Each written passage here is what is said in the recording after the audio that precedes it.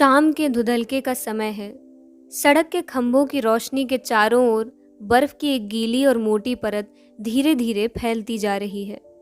बर्फबारी के कारण कोचवान योना पोतापोव किसी सफेद प्रेत सा दिखने लगा है। आदमी की देह जितनी भी मुड़कर एक हो सकती है उतनी उसने कर रखी है। वो अपनी घोड़ा गाड़ी पर चुपचाप बिना हिले डुले बैठा हुआ है। बर्फ से ढका हुआ उसका छोटा सा घोड़ा भी अब पूरी तरह सफेद दिख रहा है। वो भी बिना हिले डुले खड़ा है। उसकी स्थिरता, दुबली पतली काया और लकड़ी की तरह तनी सीधी टांगें ऐसा आभास दिला रही हैं जैसे वो कोई सस्ता सा मरियल घोड़ा हो। योना और उसका छोटा सा घोड़ा दोनों ही बहुत देर से अपनी जगह से नहीं हिले हैं। वे खाने के समय से पहले ही अपने बाड़े से निकल आए थे, पर अभी तक उन्हें कोई सवारी नहीं मिली। ओ गाड़ी वाले, विबोर्ग चलोगे क्या? योना अचानक सुनता है। विबोर्ग? हड़बड़ाहट में वो अपनी जगह से उछल जाता है।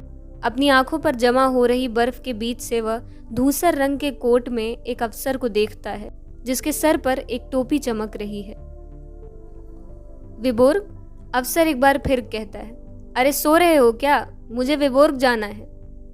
चलने की तैयारी में योना घोड़े की लगाम खींचता है। घोड़े की गर्दन और पीठ पर पड़ी बर्फ की परतें नीचे गिर जाती हैं। अफसर पीछे बैठ जाता है। कोचवान घोड़े को पुचकारते हुए उसे आगे बढ़ने का आदेश देता है। घोड़ा पहले अपनी गर्दन सीधी करता है, फिर लकड़ी की तरह सख्त दिख रही अपनी टांगों को मोड़ता है और अंत में अपनी अनिश्चयी शैली में आगे बढ़ना शुरू कर देता है। योना ज्यों ही घोड़ा गाड़ी आगे बढ़ाता है, अंधेरे में आ रही भीड़ से उसे सुनाई देता है। अबे क्या कर रहा है, जानवर कहीं का? इसे कहाँ ले जा रहा है? मूर्ख, दाएं मोड़। तुम्हें तो गाड़ी चलाना ही नहीं आता, दाहिनी ओर रहो। पीछे बैठा अफसर गुस्से से चीखता है, फिर रुककर थोड़े संयत स्वर में कहता है, कितने बदमाश हैं सब के सब। और मजाक करने की कोशिश करते हुए वो आगे बोलता है, लगता है सब ने कसम खा ली है कि या तो तुम्हें धकेलना है या फिर तुम्हारे घोड़े के नीचे आकर ही दम लेना है। कोचवान योना मुड़कर अफसर की ओर देखता है। उसके होंठ जरा से हिलते हैं, शायद वो कुछ कहना चाहता है। क्या कहना चाहते हो तुम? अफसर उससे पूछता है। योना जबरदस्ती अपने चेहरे पर एक मुस्कुराहट ले आता है और कोशिश करके फटी आवाज में कहता है, मेरा इकलौता बेटा बारिन इस हफ्ते गुजर गया साहब। अच्छा, कैसे मर गया वो? योना अपनी सवारी की ओर पूरी तरह मुड़कर बोलता है, क्या कहूँ साहब, डॉक्टर तो कह रहे थे सिर्फ तेज बुखार था। बेचारा 3 दिन तक अस्पताल में पड़ा तड़पता रहा और फिर हमें छोड़कर चला गया। भगवान की मर्जी के आगे किसकी चलती है? अरे शैतान की औलाद, ठीक से मोड़। अंधेरे में कोई चिल्लाया। अबे ओ बुढ़े, तेरी अकल क्या घास चरने गई है? अपनी आंखों से काम क्यों नहीं लेता? जरा तेज चलाओ घोड़ा, और तेज। अफसर चीखा। नहीं तो हम कल तक भी नहीं पहुंच पाएंगे। जरा और तेज। कोचवान एक बार फिर अपनी गर्दन ठीक करता है और सीधा होकर बैठ जाता है और रुखाई से अपना चाबुक हिलाता है। बीच बीच में वह कई बार पीछे मुड़कर अपनी सवारी की तरफ देखता है, लेकिन उस अफसर ने अब अपनी आंखें बंद कर ली हैं। साफ लग रहा है कि वो इस समय कुछ भी सुनना नहीं चाहता। अफसर को विबोर्ग पहुंचाकर योना शराब खाने के पास गाड़ी खड़ी कर देता है और एक बार फिर उड़को होकर सीट पर दुपक जाता है। 2 घंटे बीत जाते हैं। तभी फुटपाथ पर पतले रबड़ के जूतों के घिसने की चूं चूं ची ची आवाज के साथ 3 लड़के झगड़ते हुए वहां आते हैं। उन किशोरों में 2 लंबे और दुबले पतले हैं, जबकि तीसरा थोड़ा कुबड़ा और नाटा है। ओ गाड़ी वाले, पुलिस ब्रिज तक चलोगे क्या? कुबड़ा लड़का कर्कश स्वर में पूछता है। हम तुम्हें 20 कोपेक देंगे। योना घोड़े की लगाम खींचकर उसे आवाज लगाता है, जो चलने का निर्देश है। हालांकि इतनी दूरी के लिए 20 कोपेक ठीक भाड़ा नहीं है, पर 1 रूबल हो या 5 कोपेक हो, उसे अब कोई ऐतराज नहीं। उसके लिए अब सब एक ही हैं। तीनों किशोर सीट पर एक साथ बैठने के लिए आपस में काफ़ी गाली गलौज और धक्का मुक्की करने लगते हैं। बहुत सारी बहस और बदतमीजी के बाद अंत में वे इस नतीजे पर पहुंचते हैं कि कुबड़े लड़के को खड़ा रहना चाहिए, क्योंकि वही सबसे ठिगना है। ठीक है, अब तेज चलाओ, कुबड़ा लड़का नाक से बोलता है। वह अपनी जगह ले लेता है, जिससे उसकी सांस योना के गर्दन पर पड़ती है। तुम्हारी ऐसी की तैसी, क्या सारे रास्ते तुम इसी ढेंचू की रफ्तार से चलोगे? क्यों ना तुम्हारी गर्दन। दर्द के मारे मेरा सिर फटा जा रहा है, उनमें से एक लंबा लड़का कहता है। कल रात दोकमासोव के यहाँ मैंने और वास्का ने कोयाक की पूरी 4 बोतल चढ़ा ली। मुझे समझ में नहीं आता आखिर तुम इतना झूठ क्यों बोलते हो? तुम एक दुष्ट व्यक्ति की तरह झूठे हो। दूसरा लंबा लड़का गुस्से में बोला, भगवान कसम मैं सच कह रहा हूँ। हाँ हाँ क्यों नहीं, तुम्हारी बात में उतनी ही सच्चाई है जितनी इसमें कि सुई की नोक में से ऊंट निकल सकता है।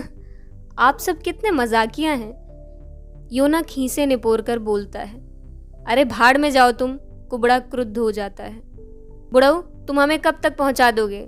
चलाने का ये कौन सा तरीका है? कभी चाबुक का इस्तेमाल भी कर लिया करो। जरा जोर से चाबुक चलाओ मियाँ, तुम आदमी हो या आदमी की दुम? योना यूं तो लोगों को देख रहा है, पर धीरे धीरे अकेलेपन का एक तीव्र एहसास उसे ग्रसता चला जा रहा है। कुबड़ा फिर से गालियां बकने लगा है। लंबे लड़कों ने किसी लड़की नादेज़्दा पेत्रोवना के बारे में बात करनी शुरू कर दी है। योना उनकी ओर कई बार देखता है, पर किसी क्षणिक चुप्पी की प्रतीक्षा के बाद मुड़कर बुदबुदाता है।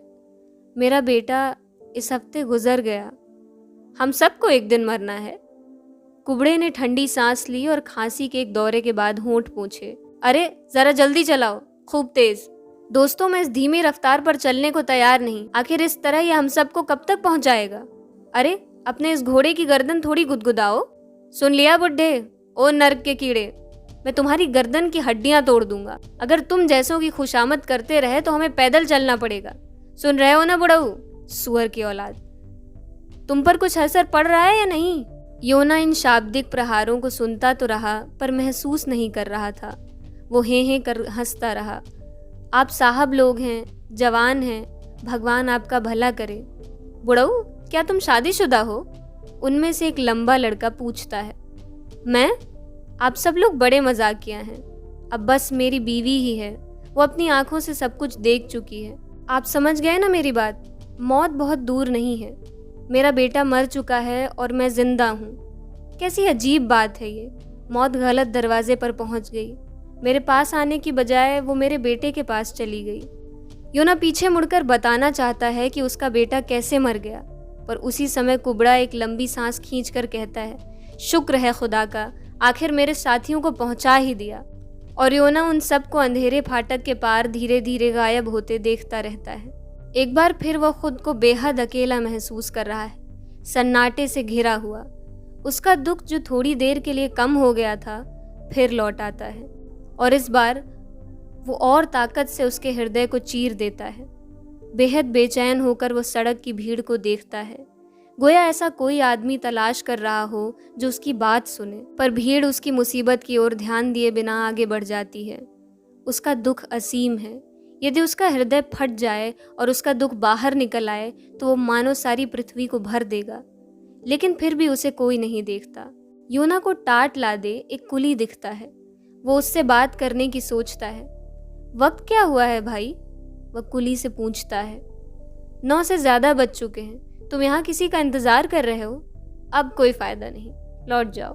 योना कुछ देर तक आगे बढ़ता रहता है, फिर उकड़ू हालत में अपने गम में डूब जाता है। वो समझ जाता है कि मदद के लिए लोगों की ओर देखना बेकार है। वो इस स्थिति को नहीं सह पाता और अस्तबल के बारे में सोचता है। उसका घोड़ा मानो सब समझकर दुल्की चाल से चलने लगता है। लगभग 1.5 घंटे बाद योना एक बहुत बड़े गंदे से स्टोव के पास बैठा हुआ है। स्टोव के आसपास जमीन और बेंचों पर बहुत से लोग खर्राटे ले रहे हैं। हवा दमघोटू गर्मी से भरी है। योना सोए हुए लोगों की ओर देखते हुए खुद को खुजलाता है। उसे अफसोस होता है कि वो इतनी जल्दी क्यों चला आया। आज तो मैं घोड़े के लिए चारा भी नहीं कमा पाया, वो सोचता है। एक युवा कोचवान एक कोने में थोड़ा उठकर बैठ जाता है और आधी नींद में बड़बड़ाता है। फिर वो पानी की बाल्टी की तरफ बढ़ता है। क्या तुम्हें पानी चाहिए? योना उससे पूछता है। यह भी कोई पूछने की बात है? अरे नहीं दोस्त, तुम्हारी सेहत बनी रहे। लेकिन क्या तुम जानते हो कि मेरा बेटा अब इस दुनिया में नहीं रहा? तुमने सुना क्या? इसी हफ्ते अस्पताल में। बड़ी लंबी कहानी है। योना अपने कहने का असर देखना चाहता है, पर वह कुछ और नहीं देख पाता। उस व्यक्ति ने अपना चेहरा छुपा लिया और दोबारा गहरी नींद में चला गया है। बूढ़ा एक लंबी सांस लेकर अपना सिर खुजलाता है। उसके बेटे को मरे 1 हफ्ता हो गया, लेकिन इस बारे में वो किसी को ठीक से बता नहीं पाया है। बहुत धीरे धीरे और बड़े ध्यान से यह सब बताया जा सकता है कि कैसे उसका बेटा बीमार पड़ा, कैसे उसने दुख भोगा, मरने से पहले उसने क्या कहा और कैसे उसने दम तोड़ दिया। दफन के वक्त की एक एक बात बतानी भी ज़रूरी है, और यह भी कि उसने कैसे अस्पताल जाकर बेटे के कपड़े लिए। उस समय उसकी बेटी अनीसिया गांव में ही थी, उसके बारे में भी बताना ज़रूरी है। उसके पास बताने के लिए इतना कुछ है। सुनने वाला ज़रूर एक लंबी सांस लेगा और उससे सहानुभूति जताएगा।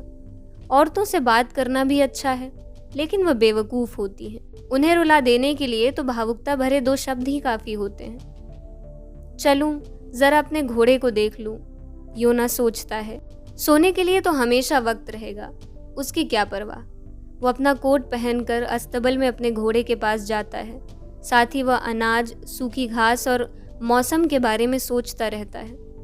अपने बेटे के बारे में अकेले सोचने की हिम्मत वो नहीं जुटा पाता। क्या तुम डटकर खा रहे हो? योना अपने घोड़े से पूछता है। वो घोड़े की चमकती आंखें देखकर कहता है, ठीक है, जमकर खाओ। हालांकि हम आज अपना अनाज नहीं कमा सके, पर कोई बात नहीं, हम सूखी घास खा सकते हैं। हाँ, ये सच है, मैं अब गाड़ी चलाने के लिए बूढ़ा हो गया हूँ। मेरा बेटा चला सकता था। कितना शानदार कोचवान था मेरा बेटा। काश वो जीवित होता। एक पल के लिए योना चुप हो जाता है, फिर अपनी बात जारी रखते हुए कहता है, हाँ मेरे प्यारे दोस्त, पुराने दोस्त, यही सच है। कुज्या योनिच अब नहीं रहा। वो हमें जीने के लिए छोड़कर चला गया। सोचो तो ज़रा, तुम्हारा एक बछड़ा हो, तुम उसकी माँ हो, और अचानक वो बछड़ा तुम्हें अपने बाद जीने के लिए छोड़कर चल बसे। कितना दुख पहुँचेगा तुम्हें, है ना? उसका छोटा सा घोड़ा अपने मालिक के हाथ पर सांस लेता है और उसकी बात सुनता है और उसके हाथ को चाटता है। अपने दुख के बोझ से दबा हुआ योना उस घोड़े को अपनी सारी कहानी सुना जाता है।